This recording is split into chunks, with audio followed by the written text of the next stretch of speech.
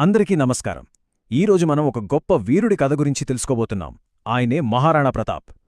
ఒకవైపు విస్తరిస్తున్న మొఘల్ సామ్రాజ్యం, మరోవైపు తన మాతృభూమి కోసం ఒంటరిగా పోరాడిన మేవారరాజు. అసలు అపారమైన శక్తిని ఎదిరించి ఆయన ఎలా నిలబడగలిగాడు చూద్దాం.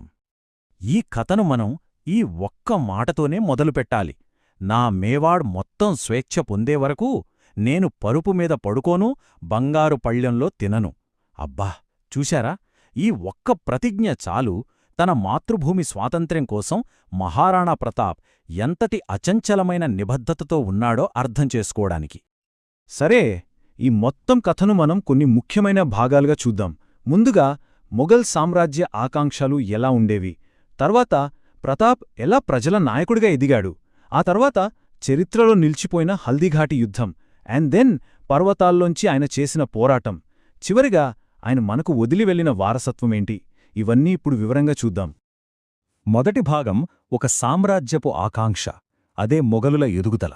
అసలు కథ మొదలయ్యే సమయానికి అంటే 16వ శతాబ్దంలో పరిస్థితి ఏంటో చూద్దాం.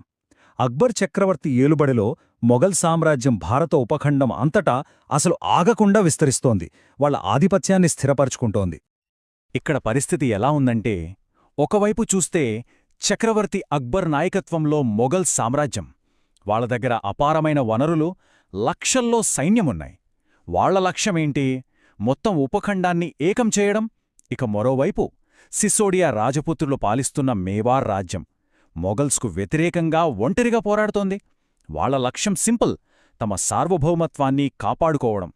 ఇది అచ్చం ఒక చిన్న రాయి ఒక కొండని ఢీకొట్టినట్లుంది గదా. చూడండి, అక్బర్ తెలివైనవాడు. చాలా రాజపుత్ర రాజ్యాలతో పొత్తుపట్టుకున్నాడు. ఆమేర్ పాలకులు మొదట లొంగిపోయారు. ఆ తర్వాత ఒక్కొక్కటిగా చాలా రాజ్యాలు అక్బర్ అధికారాన్ని ఒప్పుకున్నాయి. కాని ఒక్క మేవార్ మాత్రం ఒప్పుకోలేదు. రాణా ఉదయసింగ్ ఏం చెప్పాడో తెలుసా? మేము సేవ చేసేది ఒక్కరికే, ఆయనే మా ఏకలింగేశ్వరుడు అన్నారు. అంటే వాళ్ళది కేవలం రాజకీయ ప్రతిఘటన కాదు, అది వాళ్ల విశ్వాసం, వాళ్ల ఆత్మగౌరవానికి సంబంధించిన విషయం. ఇలాంటి పరిస్థితుల్లో ఇప్పుడు రంగంలోకి దిగాడు మన కథానాయకుడు, ప్రజలు ఎన్నుకున్న రాజు, ఒక యోధుడి ఆవిర్భావం.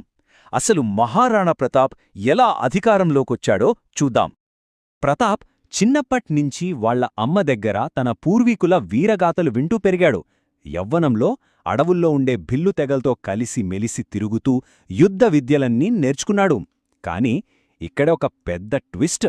ఆయన తండ్రి ఉదయ్ సింగ్ తన తరువాత రాజుగా ప్రతాప్ తమ్ముడు జగ్మాల్ను ప్రకటించాడు. అయితే 1570